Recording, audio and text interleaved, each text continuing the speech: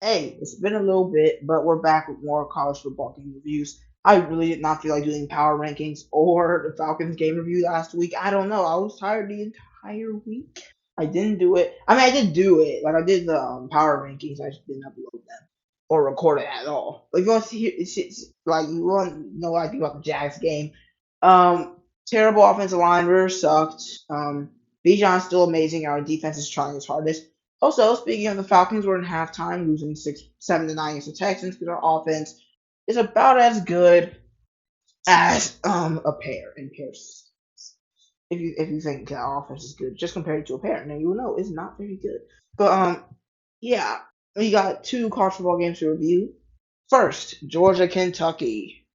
Now, what's interesting to me about this game is that this is our best win of the season, and it's against the best team that we've won against so far. Like this is probably our cleanest to win the entire season, and it's the best team that we went against so far. It's the most points we've put up, and it's also the highest team we've won against, highest ranked team, which is weird, but hey, we'll take it. We'll definitely take it. Brock Bowers pace. Beck Bowers pace number one Georgia's offensive attack in a dominant victory over number 20 Kentucky. Let's get into the box score. Actually, no, let's start off with the scoring summary. We scored points in every quarter, 14, 20, 10, and 7, which is amazing. Kentucky didn't score in two quarters, the first and fourth, put up 7 and 6 in the second and third quarters, respectively. Box score. Devin Leary, their quarterback, he was 10 of 26, 128. Only less than 5 yards per attempt is really low. 2 touchdowns, no picks, but we didn't need a turnover to win this game.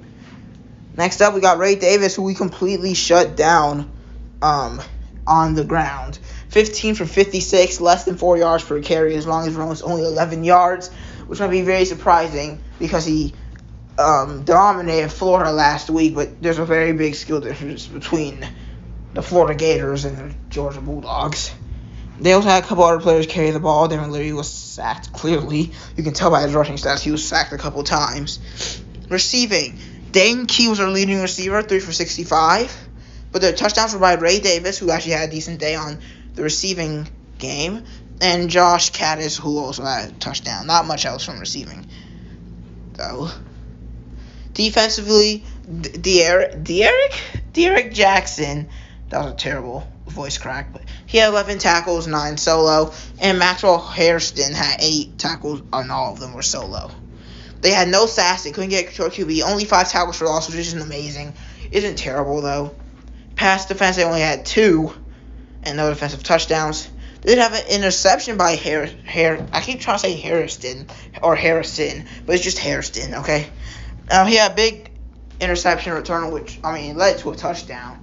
But we were already, by that point in the game was already over.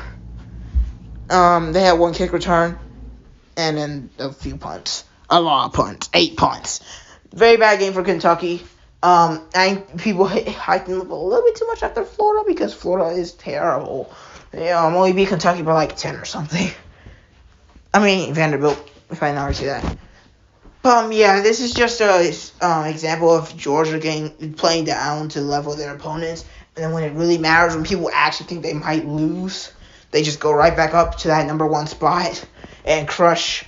What is Kentucky's last name? Is it just Kentucky? I'm confused.